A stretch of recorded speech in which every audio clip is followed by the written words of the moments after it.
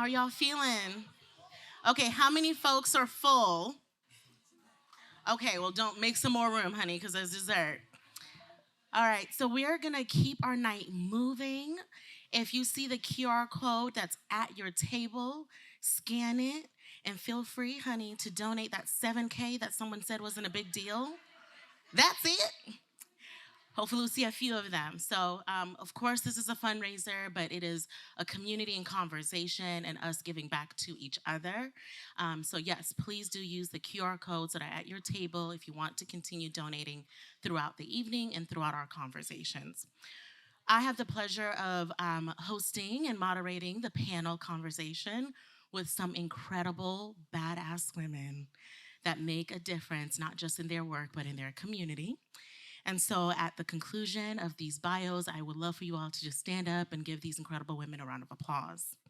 First up, we have Tamara Brown, who is the Vice President of Relationship Banking and the Relationship Banking Officer at Heritage Bank Northwest.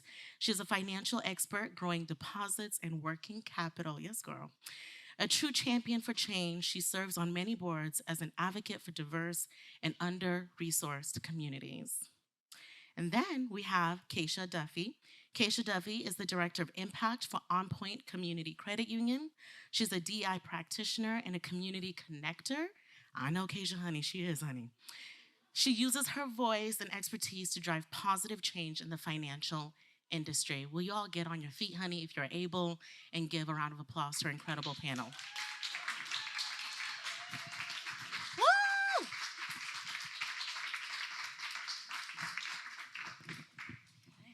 Hey, ladies. Is this one on? Yes. It's on. First of all, you look fabulous. And it would be remiss of me to start this off without saying thank you. Thank you for the incredible work that you do. Tamara, we were just at a community dinner together just last week. And Kaysha, I always see you at a lot of community events. You all really do walk the talk, not just in your work, but in the way that you commit your time, your expertise, and your resources back to our community. So I just want to say thank you for everything that you do. Thank you. Your bios do not do you justice. I would love to just take a few moments to share with our community today what you all do, and then how does the work that you do align with the Boss-A-Thon and WSW mission?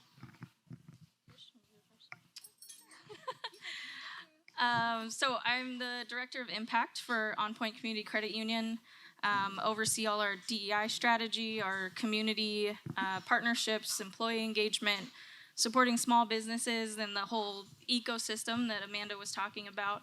And then also accessibility into the financial system for the underbanked and the unbanked.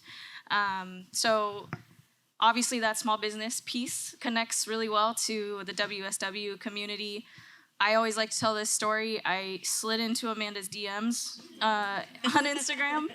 I followed her on Instagram for a long time and saw what she was doing and said, I want to be a part of it. And how can OnPoint be a part of that? And the rest is kind of history. And so honestly, the work that I've done with Amanda and the conversations that we've had have just sort of pivoted how I look at my work and that pillar of that body of work that I oversee and how we support the small business ecosystem at large. So looking inwards at who we're giving money to and contracting with, but also how do we just be creative and give money to the small business that makes our community what it is. Thank you, Kaysha. Tamara? Thank you. First and foremost, I just wanted to say thank you for all the bosses that showed up to come support this amazing event. I had a chance to conversate with a few of you when you came in, and I was just really impressed at just the sisterhood in the community. I know a lot of you have your own businesses and things as well, so I appreciate Amanda for starting us off. So thank you. About me, so I am a commercial banker, vice president of Heritage Bank. Heritage Bank is a community bank located up and down Washington, Southwest Washington, Oregon. I've been in banking for 30 years, started right out of college, spent most of my time working with Fortune 500 companies at US Bank, which is still my home, for like a lot of folks that my partners and things. But so I work with a lot. What I do is I do consulting. So I go in and I work with the CFOs, the CEOs, and business owners, and I really strategize with them in relationships. Amanda talked about a lot about relationships. And so I get to know those CEOs and really find out what their strategy is, what their mission is, and I go in and I talk to their employees, find out if they want to, how they want to grow their business, if they want to expand, if they want to buy more property, if they want to invest, if they want to have their upgrade their ERP systems and accounting systems. So I kind of just go in and give like a whole consultation. So on small businesses. A little bit about how I got involved with this organization is it kind of goes back to when I was younger. I started working at my grandfather's business when I was like 4 in a juke joint. So my grandfather owned a social club, a juke joint, which started my love of businesses and money and helping folks. But really just I want to take my expertise from working with the Fortune 500 companies to working with our small business companies and giving them what I've learned throughout the years from those organizations. Yeah. So a little bit about me. Thank you. Thank you. You know, one of the things that I love about Portland, I'm an immigrant. I'm from Zimbabwe, and I've lived everywhere. New York, I have lived in Florida, I've lived in Nashville, I lived in Philly, and I moved to Portland in 2004. And so when I would go to those other big cities and my family would be like, so what is Portland like? Like, is it a big city? Is this? And I would be like, yeah, it's a big city, but not at the same time. I don't know how to explain it. Something about it makes you feel warm besides the rain. But something about it makes you feel warm. And then a couple years ago, and I've always said all of these different things about Portland and never knew quite how to describe the feeling that I get being here. Until the CEO of Travel Portland one day, he said to me, you know, Portland is a big city with a small town charm. And we dove a little bit deeper in our conversation. And then, of course, coming out of that, I thought, we have that small town charm, that warm feeling, because we're a small business economy. A lot of the restaurants that we get to go to, a lot of the boutique shops that we shop at, coffee shops that we love, a lot of them are owned by small business owners. They're not really chains until you get a little outskirts of Beaverton. But what people love about Portland, and I think what draws a lot of tourists in or a lot of folks who even want to move here, is that heart that we have in our small businesses. And a lot of those businesses are owned by women. And while the number of them, like what Amanda said earlier, are rising, they're heavily under-resourced and underfunded. And we can say that that's a part of the system that was never built for us to begin with. Conversation maybe for another day, because I'll be here all day. But also a lot of it is lack of education, lack of knowledge and access to even understanding how do you go get money, how can you get access to capital. And so knowing that we have bosses in the room today and understanding the background of your work, I would love for us to just spend a few moments talking about how do people learn about the resources that are currently available and how can they even take that first step, whether it's an email or walking into a bank or walking into a financial institution and saying, I'm doing this, how and what do I need to apply for it in order for me to get that? So I think you're spot on. The education piece isn't there. So how do we create programs inside of our institutions so that folks understand that, so we can bring that to them? But for me, it's, I think somebody said it earlier, how do we create these things but then folks don't know about them, right? Yeah. So for me, it's working with community partners and giving them the resources to already provide that information that they're providing to those communities. It's also a culturally responsive approach, so that folks know that that's, they know what they're getting. They know they're comfortable with what they are participating in, and we can resource that in many different ways. The access also comes with, understanding what those CDFIs are, so community development fund institutions. I was going to ask you, what is that? So like MISO, Craft 3, there's the Oregon MBDA, and they give out a lot of grants, and they're community partners that our financial institutions work with, so that we can tell folks, go talk to them, and we can refer that out and make sure that you're getting the best service that you need. For financial institutions, a lot of the times loans that are $50,000 and less, they're not profitable for financial institutions. So people don't want to lend that much. They don't really care. They're not going to give you the kind of service that a small business owner wants and needs, frankly, and needs more education, because it's not profitable.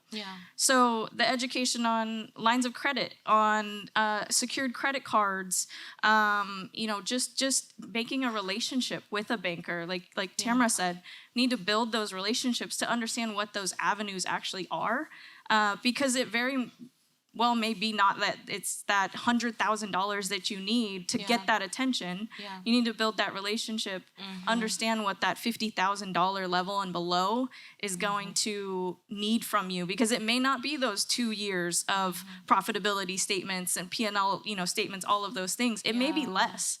And so creating those relationships really gets you that education. That's really good. That was beautifully said. Thank you. So a little thing, Amanda mentioned us all changing since COVID, and what I had an epiphany. I was going to quit my job at one point. I was just burnt out from working in the corporate environment, and I'm not from here. I'm originally from Ohio, and another Ohio person. So I'm originally in Ohio, and long story short is I spent most of my career traveling to different states, working with different companies, and I really didn't understand or know what was going on in my community. And so I just woke up one day from COVID, and I was like, look, you know what? I'm just one person, but I'm going to try to do this myself.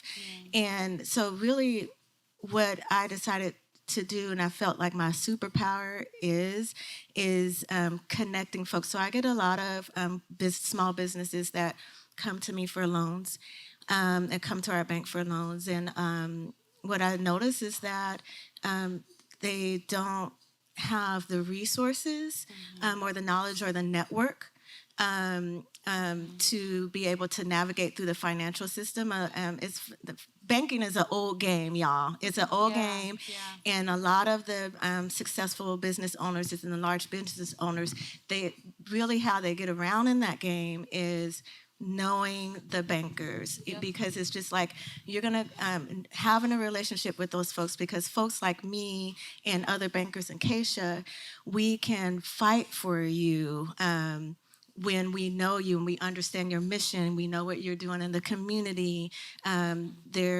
Of course, we're all geared by the regulations and the structure that the banking system and of this country, right? We're all under that structure, but what we can do little by little with each other. So one of the things I do work with a lot of folks, CDFIs like Craft 3 and MISO. So we have a partnership that I have with some of those. So if they come to me, if I had to get an amazing small business client, and usually with financial institutions, they want to see 2 to 7 years of cash flow and positive cash flow in order for you to get loans or lines of credit or anything, which that's really hard when you're first starting a business. Heritage Bank rolled out a program to work with not just small businesses, but we look at it as businesses overall for those folks that's $25,000 through $750,000 with 2 years of cash flow, and it just goes basically off of your credit. So we're trying to think of different ways to mitigate the risk of the expense like Kaysha said, the reason why it costs so much for banks to process it, you have the same manpower, you have the same paper within the bank that costs to do a $10,000 loan than it can be to do a $750,000 loan. So one of the things that we're doing at Heritage Bank and through the Oregon Bankers Association is trying to figure out ways to mitigate that cost for banks and think of creative ways so that we can service the small business better. And then also working with CDI FIs like MISO and Craft 3. I'll send folks to those organizations and say, hey, okay, Craft 3, I have this organization. I spoke to them. I get to know them. This is where they're at. Here's the resources. So I'll do a warm introduction, but we keep in touch the whole time because CDFIs and third parties, their interest rates are a little bit higher than a traditional bank. But what they do is they help with the education, they help with the grant programs, they help with technical assistance. And then when you are ready for a bank, a traditional bank, in a sense, you get that 2 years cash flow or that 7 years cash flow. And then they call me and I call them, I'll call and check in. I call and check on the client all the time and say, okay, are they ready for the next level?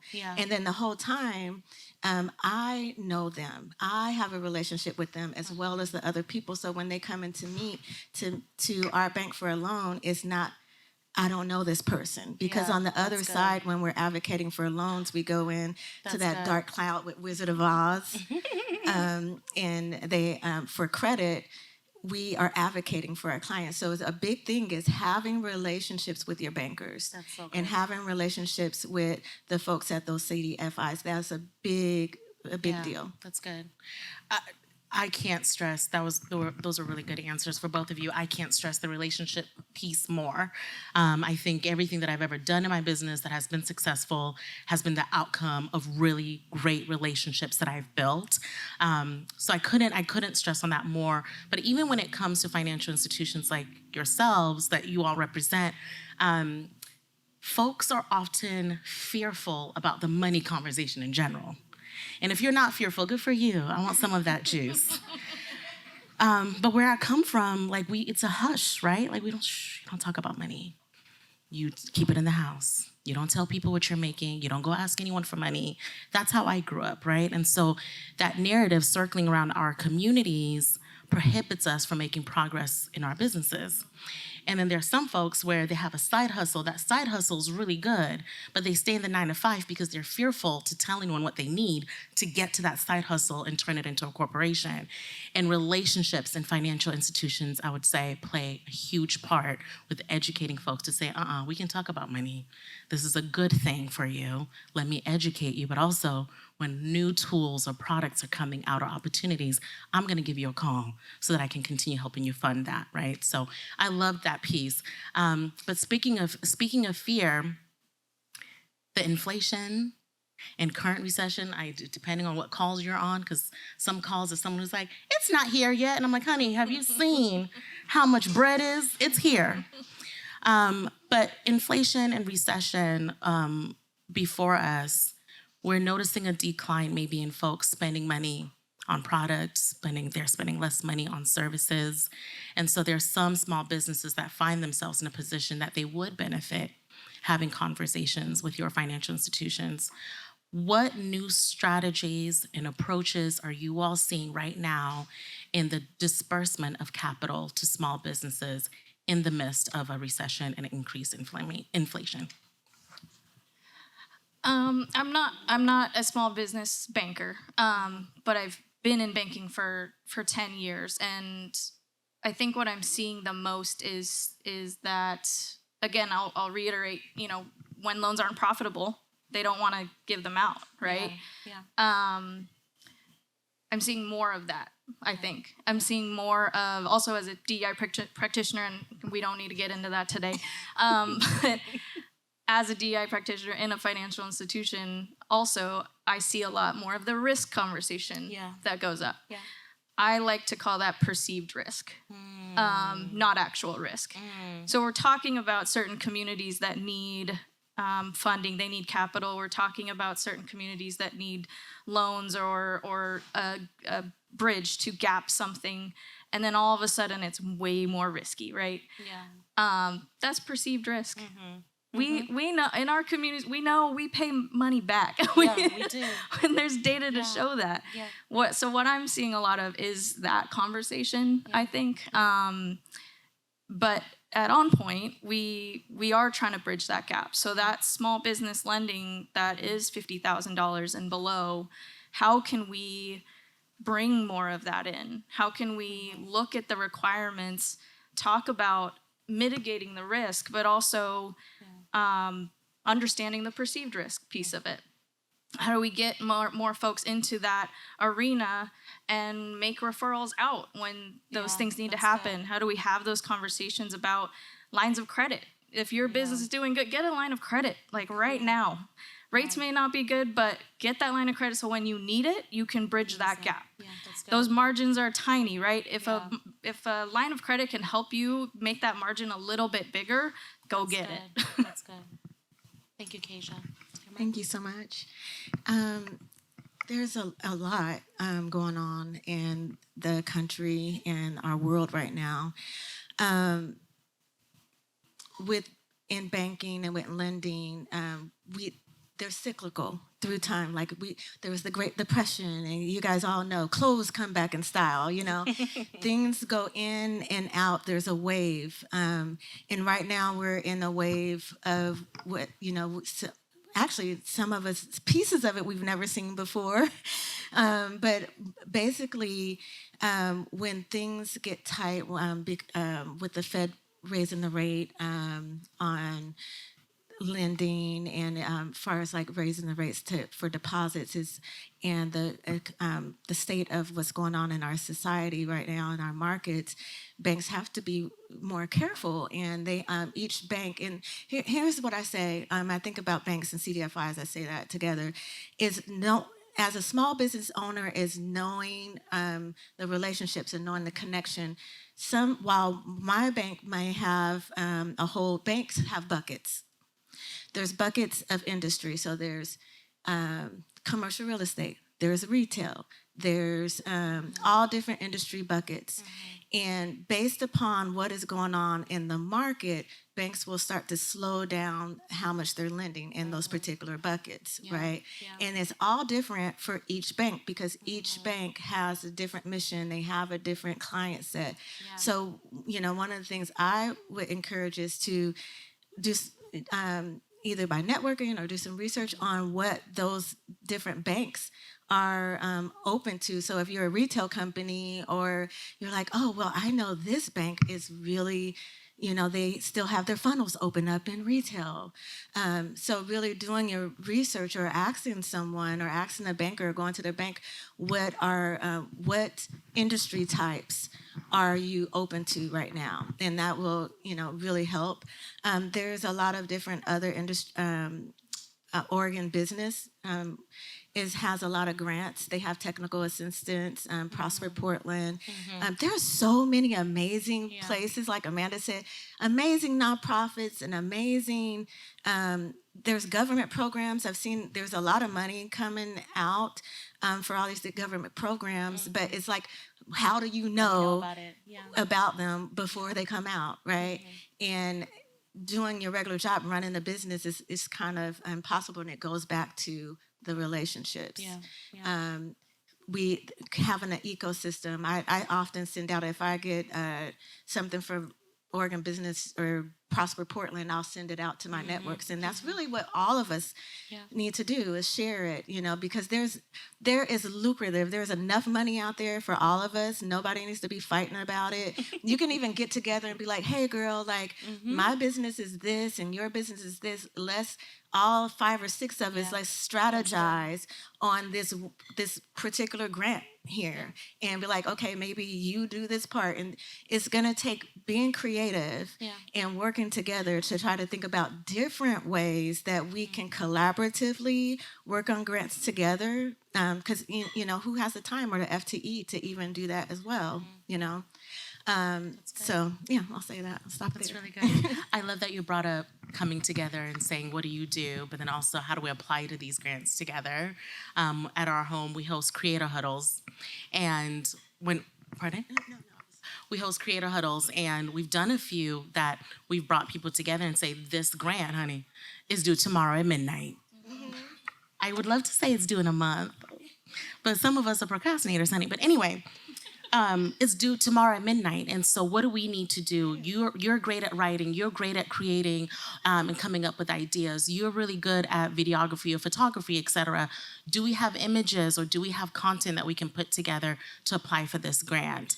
But that goes for grants. It's the same thing for lines of credit. It's the same thing for loans. When you have that information, share it, right? Absolutely. One of the other really great pieces of getting access to capital is sponsorships, right? And so we see sponsorships and grants often going to nonprofits, but then there are for-profit businesses that get a lot of partnerships and sponsorships as well. I'm looking over here at Kaysha because I'm like, every event I go to, OnPoint's logo is up there. And so would you all mind just sharing with our community today, how can for-profit businesses attain sponsorships, and what is the process to going to getting that money? Absolutely, thank you. And I just thought about something that I really wanted to make sure that I wanted to say Go ahead, on that girl. other topic. Yeah. Far as like mental health and CEO ownership burnout, it's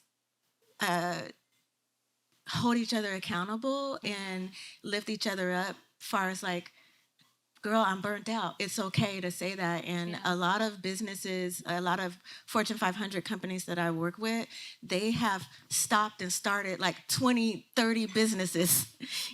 Failure is not an end. Failure is just a gauge to look at for success. It's like, okay, I failed. Let me try to navigate and see what I can do here. But keep going with those businesses. And then as far as the sponsorships go, we tend to sponsor, like Amanda mentioned, the gaps. There's gaps. We do have a lot of nonprofits that we work with and mission driven. I would say when you look for sponsorships, lean on organizations and each other, like for grant writing and folks like A-List to help you, with the grant writing process. Because one of the things is the technical piece. When you get a lot of grants that come in, they're really looking at how it's organized, the formatting and all that, that kinds of stuff, which is one of the things that needs to change.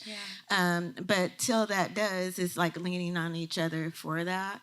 And for us, with our sponsorships, we try to think out of the box, although we may not limited, but a lot of our sponsorship dollars goes to nonprofits. But we do things like, okay, who's the caterer? Who is, where's the organization going to be? We're always thinking about like who is in the room, who else can we bring into this sponsorship to help them in a different way. So I'll say that. Thanks, Tamara. Kaysha? Yeah, I wanted to touch on I love the group setting. I think community is capital too. And that capital is there. It's not accessible and there's no education behind it. But community is a big part of getting to that capital. Like you said, OnPoint is a little bit everywhere. So we do a lot of sponsorships, like to nonprofits specifically, but we get really creative. So one of the pillars that I talked about is that small business support that started out as a supplier diversity initiative. Looking internally to see who we're contracting, giving money to, seeing how many of those businesses are certified as women-owned, BIPOC-owned, LGBTQ plus, disabled, veteran, all underserved communities. Looking at who are we already giving money to that is certified or in those communities. I'll give you probably not a spoiler alert, but it wasn't much. We're in a financial institution. We're a conservative industry. Yeah. So we have to be really, really intentional about that. We have to do those things. We need to look at those programs and figure out internally, what are we doing? We know that that's going to take a really long time. So we pivoted that to be support of the small business ecosystem. So supporting organizations like A-List, supporting organizations like the Portland Flea Market, things like that, that we can start to trickle money back in to small businesses in the community, specifically businesses like Amanda's, who are serving more people, and making sure that we're amplifying those dollars as much as we possibly can. And like Tamara said, where are we getting all, our lunches? Bankers like to eat, y'all. So where are we getting our lunches from? Where are we going to dinner? Our board was just here last week or the week before, I think. So diversifying where we're going, where we're buying from, all of those things have a big part in that. And I think just overall, just be, you got to be creative with our resources. We have a lot of resources from where we sit, and so how do we use those in a way that's going to support the small business? Thank you. You both touched on this a little bit about just the different approaches to ensuring you're investing back into small businesses and women-owned businesses. But for the investors that are in the room, folks that are in positions of power who say this work matters to them, what advice do you have for them, or what approaches can you, give to them to help close the financial gap for women-owned businesses? Yep, advice to investors and or people in power who have the ability to do something. Have the conversation. Be creative. Tap into that network. I'll say it again, community is capital. So whatever that network you have, you can introduce to people more and more. That helps build their network and get their name out there. I mean, that's what WSW is. It's networking. It's sharing names, sharing phone numbers and emails. I've met countless people through that, and a lot of folks that were OnPoint members or they weren't. And I believe that comes back around, right? And so if you're able to invest your dollars into a business that's going to help flourish the rest of the community, but also just sharing your network and having the conversation, having the time, giving your time to build that relationship with folks. Yeah. Thank you, Kaysha. Yeah, I agree 100% is giving your time and really thinking about the businesses I had. I've had a couple of, they're not necessarily small, but small, what does that even mean, because it's you're all putting in the work. When you are looking for investors and when you're investing into a company, realize that it's a partnership. And to make sure that you really engage and really get, again, a relationship, get into knowing what is that you are passionate about as an investor and what is that you want to do to move the needle, and aligning with those companies that are doing that work. And looking at Amanda's list. Amanda has a great list of starting with that and looking in the community for these organizations who are already running, who they're already doing things, and look at those lists and see, does that resonate with you? Yeah. Do you want to help? And it's even things like small things, like I have to say, my dress, my skirt that I'm wearing is from... and it's cute, girl. Thank you. And talk about investing. SEI has pop-up. They have a pop-up BIPOC market. And I bought this skirt and many other things from a local vendor. And so it's intentional. I teach this to my kids and to my family whenever we go out to eat and whenever we go anywhere. I'm like, let's go. And then it's unique. Nobody will have what you have, But going to those restaurants intentionally, they may be a little bit more expensive, but know that the reason why is a little bit more expensive because that money that you're going is not going to a corporation, it's going to the hard work of these local businesses and employing folks that may be your neighbors or you may see up and down the street. So I don't know if I answered the question, but You did. I was listening to you. you and I'm like, dang, she's answering my next question, but no, it's good. We'll dive a little bit deeper into that. This will be my last question for the panel before I ask my co-hosts to come into the conversation. And so as they're answering this last question, if you feel moved to ask something or if there's something that they answered earlier that made you go, I'm going to welcome you all to join in the conversation. Does that sound good? All right, awesome. So we know that it's our civic responsibility to contribute to the collective well-being of our community. And the common and consistent thread that I've heard throughout the night tonight, but then also just taking a look at Amanda's amazing work, community is at the heart of all of it. So what do you say to folks beyond money?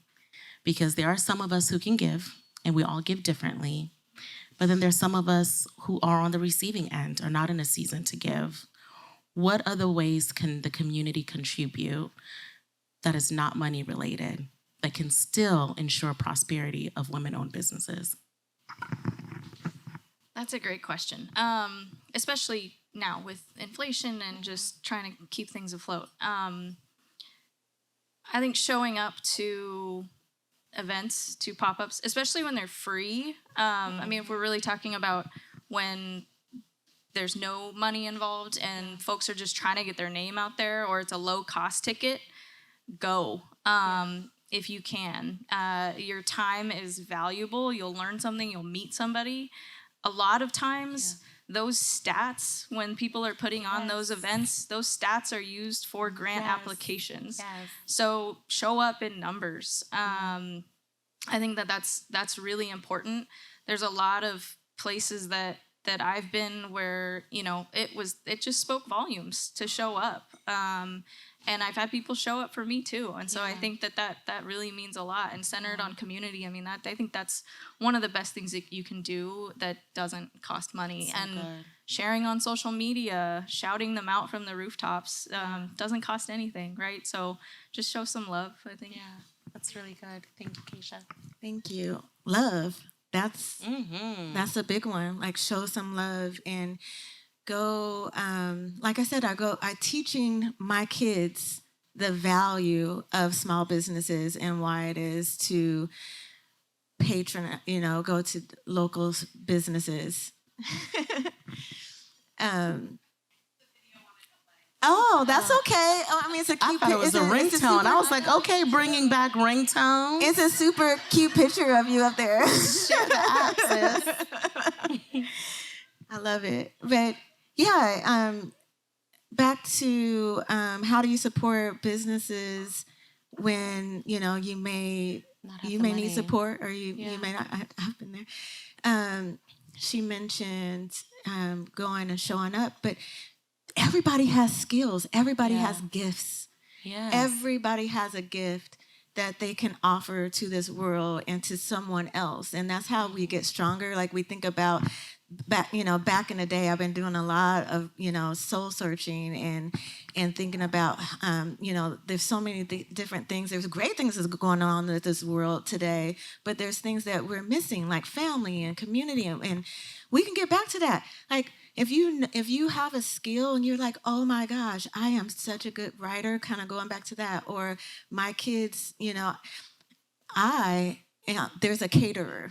I have 4 kids, right? So that's a whole nother thing. But there's a caterer in my neighborhood. There's a woman that does catering, and she has her own catering company. And what she did is it's not child labor laws. I mean, it's a whole thing.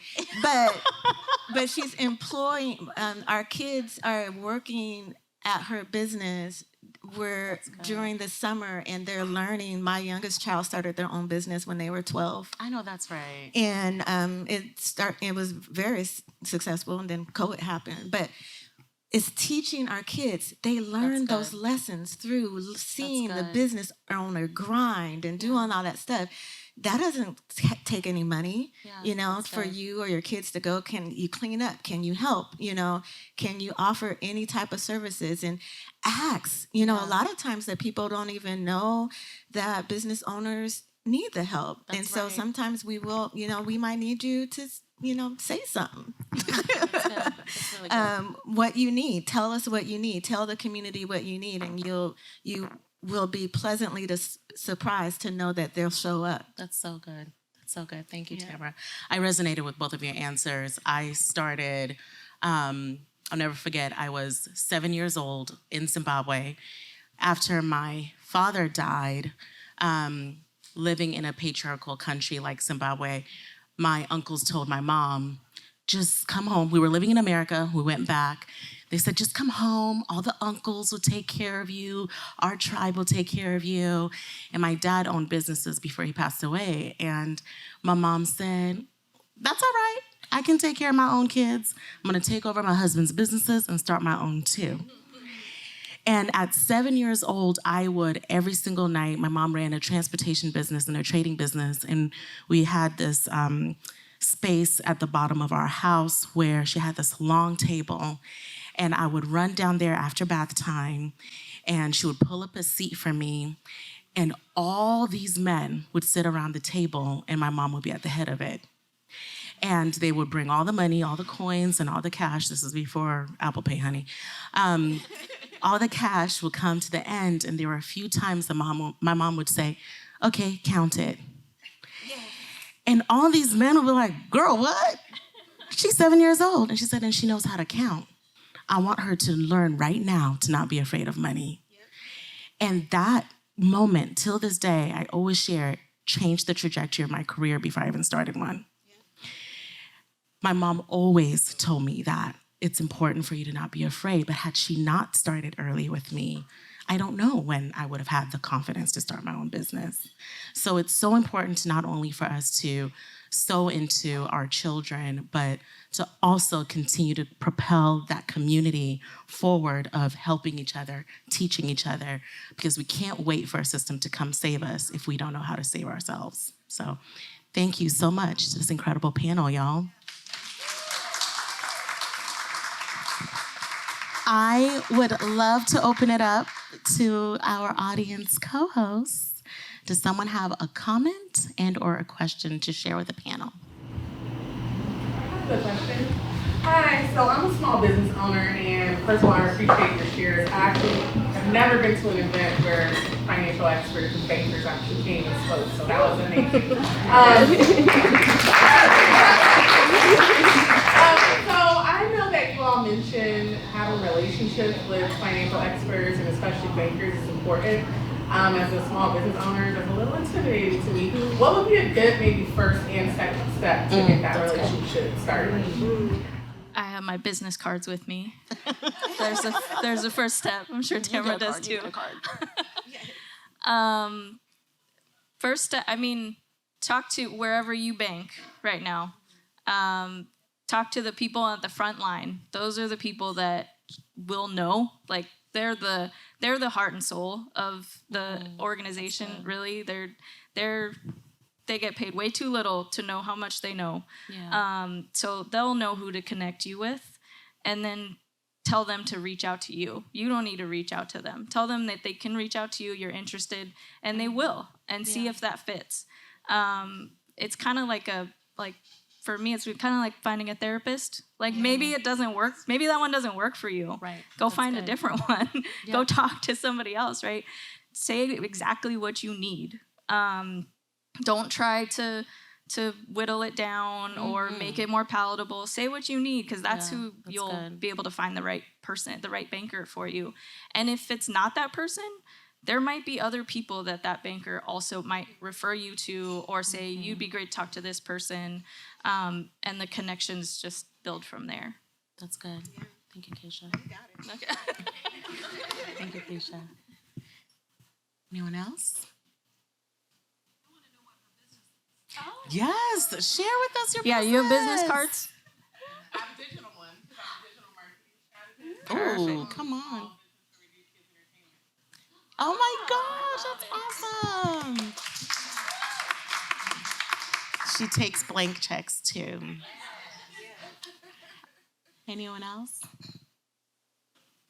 Yes, right. So I saw recently how, there's all these ridiculous laws that people forget that like women couldn't have their own credit card. 1974. Yeah, exactly.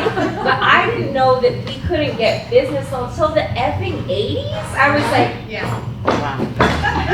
that explains a lot about the wealth gap. And so I'm wondering how that's still showing up in banking now. That's good. And what the legacy of that is, and if there's like real initiatives, because like you're saying, perceived risk, right? So like the perceived risk of a woman-owned business, how is that being mitigated or not? Also a business owner, right here. Tell us your business before we hear from the panelists. I have a corporate wellness business, True Footing, and I do some public classes at ADOC Clinic. Oh my gosh, that's amazing. Thank you. Panel? Amazing work. First, I'm going to say, I'm going to go into as banks, we have to be fair. And we, they hold us to that. But there's structures, right? But within that structures, how are we making sure that we're equitable? I can say for our bank, because you can only control what yourself and what you do within your organization.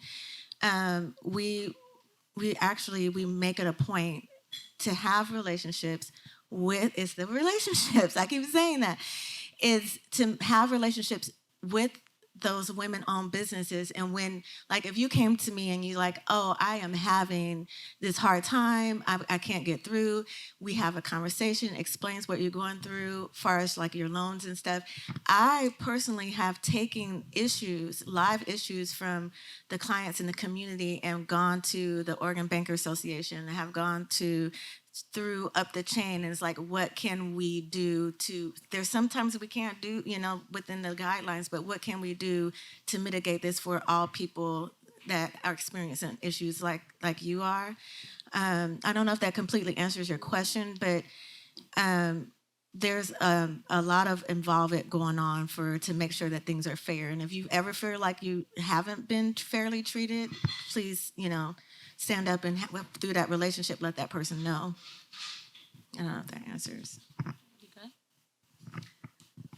Yeah, I'm good on that question, but were there any other questions? Because I have something I want to say real quick. Go ahead. More of a comment, just thinking, you mentioned recession, inflation, but we really aren't in any of those environments right now. It is totally reflation by the big corporations and high CEO pay. What can we do as an individual? I want to support local, I want to buy local, especially BIPOC, marginalized communities. But what can we do in the government, either locally or state or federal, to help small businesses? Because that's what makes their go.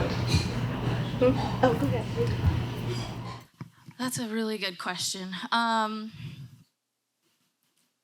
Vote. Yeah, vote. Vote. But are there any current legislation that we should be really focused on to help either the grants, funding, or I don't really know, or do we need to come up with something that kind of protects our community, our small businesses? Yeah, I think the latter also. Strength in numbers, right?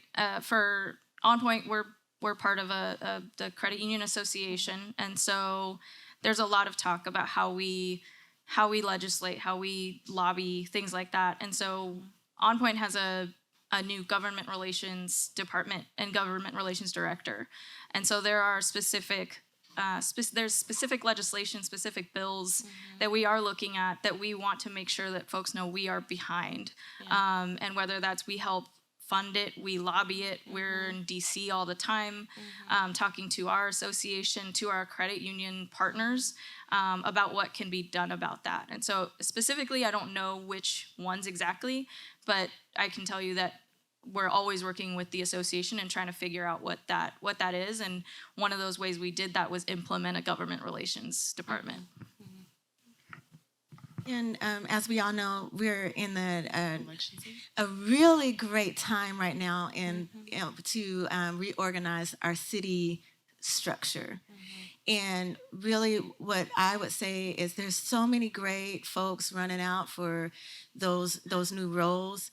Doing your homework, getting behind those folks, because that's where the change, there's the lobbyists, but really how we can really impact change is those people are just like right at your next door. They are. And getting with those folks, starting to have relationships with those folks, let them know what you need, and finding out the best candidate that aligns with you, really, I would say is the best place to start today. And then, like Kaysha said, looking at organizations, I think the city of Portland has this website. I'll have to send it to her where you can go and you can see all of the things that's coming to that's being testified against. Sometimes I'll send it. I'm not political, so I don't know if it's testified against, but I'll look on that site and I'll see like, okay, there's something coming against, like there was financial literacy. Just recently, like a couple of years ago, we were fighting with the Organ Bankers Association to get the pass for our children to have financial literacy in schools. That's been a big thing that I've been advocating for many years. Well, it passed finally, and it was on that sheet. And so when it came up on that website, I just sent the blast out. Okay, it's coming out. Let's get out there. Let's get behind this. But really knowing and actively looking to see what is coming up, because they're not going to tell us. Yeah. So That's good. I love that. I'm not a panelist, but I'm just going to stress this more. Research, learn, and vote local. Like, I cannot stress that enough. Even at the city council level, when it comes to businesses, I mean, there are certain policies that are being voted on that determine whether small businesses get millions of dollars or it goes to safety or goes somewhere else, right? I'm not a politician. I'm not going to be here to start talking about that. But I have, in the last few years, just made myself more aware on exactly how we vote, how it impacts our businesses and even our own communities, right? And our schools and our youth.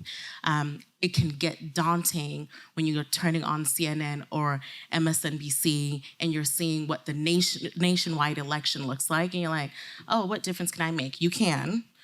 But you really can make a difference locally, and how you vote can impact the businesses and the small businesses that you love to invest in. So vote local, do your research, don't wait till the day of.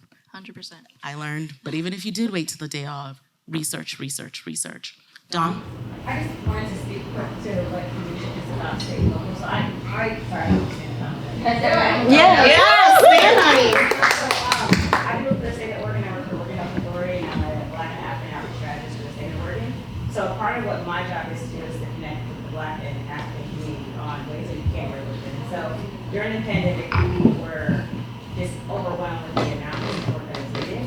And so we did reach out to local community partners to make sure they received funding through us. And so how we removed that barrier, we're talking about grants now. We made sure the process for grant funding was eliminated. So we're just saying, hey, you write a proposal, tell us how you want to spend the money, here's the money, send us your spend down report. So we're doing that, and we've been doing that, and so we're trying to get our other agency partners to the same grant process. Stop making it challenging for businesses and community partners to get money. Yes. So that's what we are working on. I just wanted to communicate that. That's great. I love that. Yes, Dawn. Nice. And who we vote for could impact whether or not your agency is able to do things like that or not. I want to ask a question respectfully. It's not anything that anyone did here, but I know a white woman who applied for a Black-owned business grant in 2020. I'm going to try to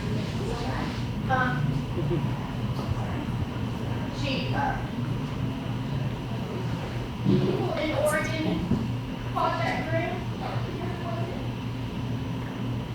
At the book, and she got $100,000. And she didn't use $1. I know the person who runs the accounts. She did not use $1 to So, what did Oregon do? What can Oregon do? What can Oregonians do? What can we do to not let white women steal money from black businesses? And Oregon's letting it happen, you know? So I can't speak to that specific grant that went out, but I can tell you there are specific grants that we do offer to people that are local specific. But at the same time, depending on what type of grant it is, those things do happen. All I know we've done so far is bring awareness to that and just make aware. This is what happened, you made a mistake. By choosing this specific person, but we do have laws in place that do protect folks. You can't apply for certain things.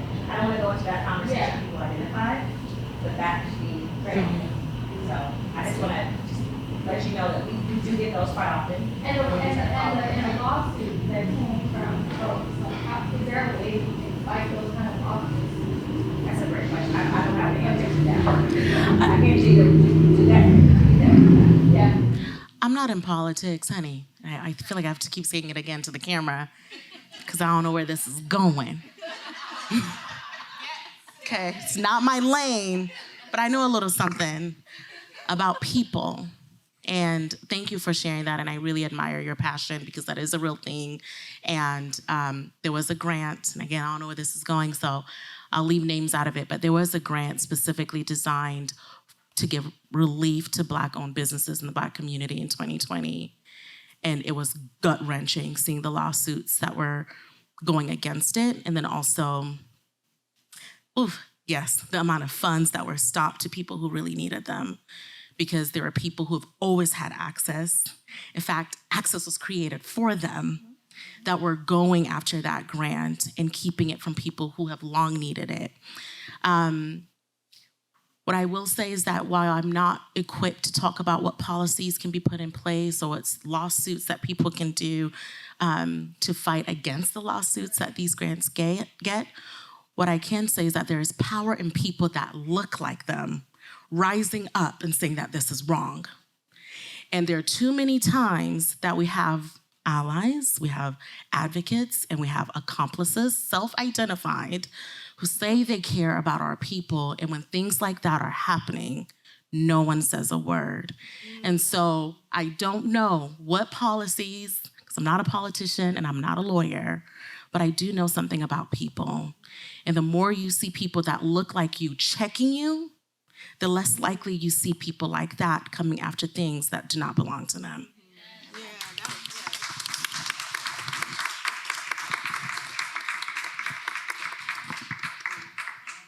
Any other questions? I think we have time for maybe one more. Or comments.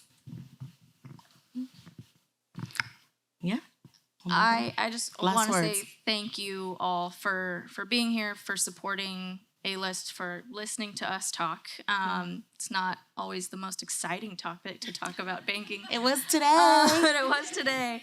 And happy Women's History Month. If you didn't know, the theme is women advocating for diversity, equity, and inclusion. So that's, everybody in this room. And I'm really, really honored to sit here and talk to you all today.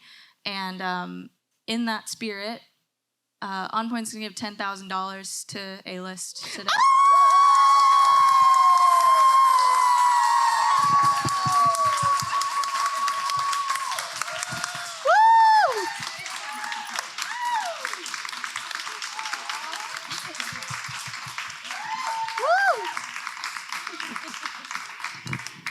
Oh my goodness. Way to close out our panel, So Kaysha. the $7,000 check that's coming. Yes! Bring the total to 17. All right, thank you. That is amazing. Can we give a round of applause to this amazing panel? And to you, Amanda, thank you. All right. Thank you, ladies. Thank you so much for sharing. See you.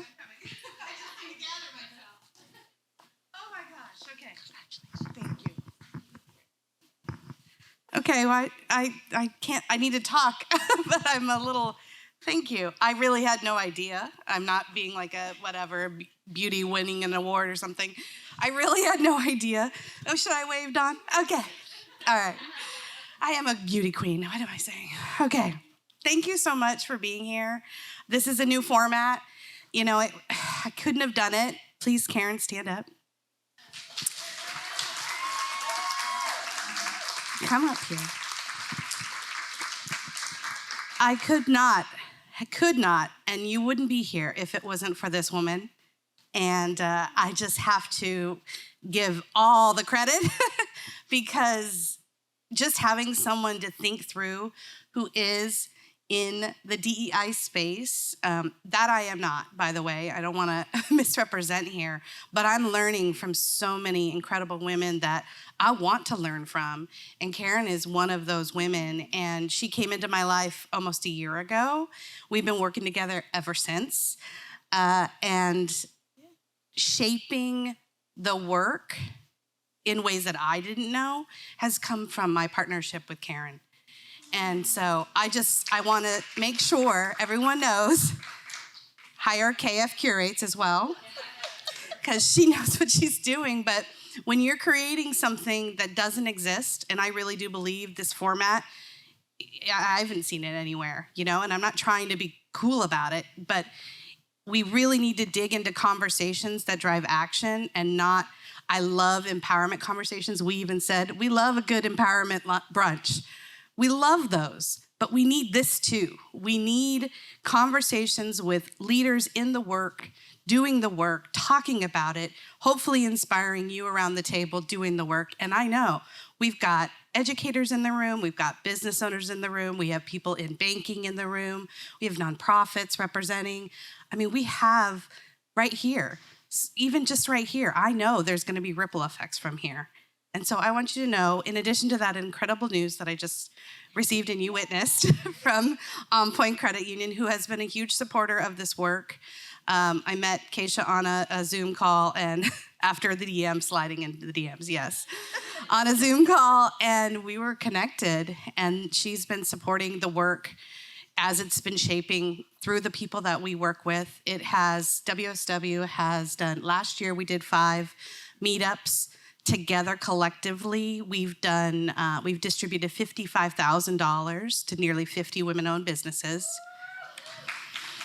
And 46 of those businesses are women of color. We center women of color in collaborations, but everybody is welcome.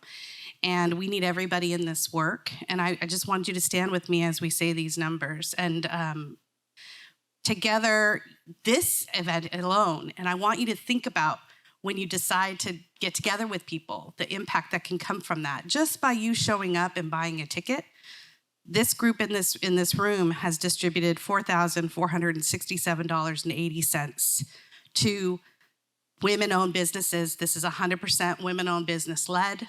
So you, just by showing up, buying a ticket, hopefully taking some good nuggets home today, learning some things, getting inspired, that action can also lead to even more action when intentional, conscious curation happens in an equitable way. And that's what this is about. So I just want to commend you for showing up today. I hope you find other ways to show up in your community.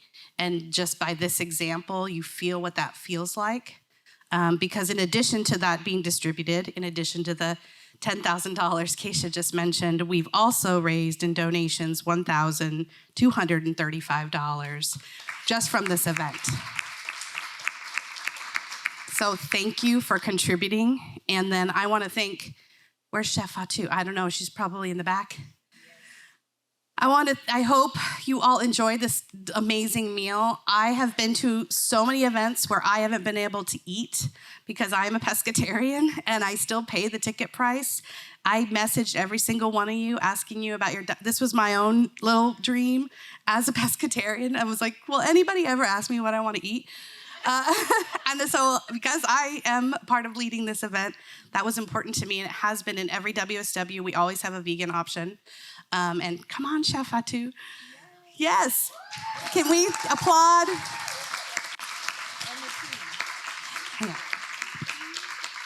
I just want to thank you, Chef, for a delicious meal, and all of your team as well. You were incredible. Can we get a round of applause for that? hosting us in your space. I can't think of, I got to be here for the soft opening. I was invited, and it's been a pleasure just dining here, but getting to know you and the team that you always have backing you is incredible. So I'm so glad to be doing this in your presence and with the people that you surround yourself with. I also want to thank our panelists, Tamara and Kaysha. And thank you for pointing out that that's very rare. That is another thing I really wanted to do. We talk about investing in women. Let's talk to some people that invest in women. And they just so happen to be women. So we got everybody on the stage to try to start having, what's that? Oh, thank you. And women of color. Thank you very much. Honestly, these are just the circles that we have, and we want to bring light to all of the different leaders that are in this city really doing the work. And we want to do this again and again and continue to highlight others doing the same. So thank you for being the firsts. And I want to thank Zanele as well, who moderated today. Thank you so much for being a part of this. I don't know about you, but her voice, her temperament, everything about her, I was like, I'll tell you everything. I don't know. She makes me so comfortable up here, and I was so nervous. And so I just thank you so much for doing an incredible job, as well as just navigating the conversation, and making sure, I hope, that everybody learned something today and pulled that out of all of us, because if it's all in here, what good is that going to do? And for me personally, this is a big reason why we're doing things more public. Karen and I talked about doing more things in public to call in the community into seeing the work that we're doing. We've been so focused on women entrepreneurs, but I hope you know we want you a part of this, and we want to create formats like this so that we can share what we're doing, at the same time keep the integrity of what we're doing, because affinity spaces are still incredibly useful, especially with people that have very few resources. We are each other's resources. And so we have to protect those spaces. And so your contributions, just being here today, is a part of that movement that we're doing. So you, just by showing up, are a part of that. I also would love for everybody that collaborated with us, from Dawn to Toy, and please stand up. So Mike, Mika, Riley's donating his time today, capturing all of this. He's right back there with the camera. Thank you, Riley. Erica had to leave, but Erica, she's been doing all of our press. I just want you to know this is a big effort with a lot of wonderful women. And I'm just so glad you could meet some of them today, because they've literally changed my life. So if you could just, whatever glass you have, if you have one, please raise your glass with me. Thank you for investing in female entrepreneurship, to not just talk about it, but to literally do it and bring that money directly to us, and especially during Women's History Month. Cheers to more conversations and actions to support equity work in our state. You give me hope, so thank you. Cheers.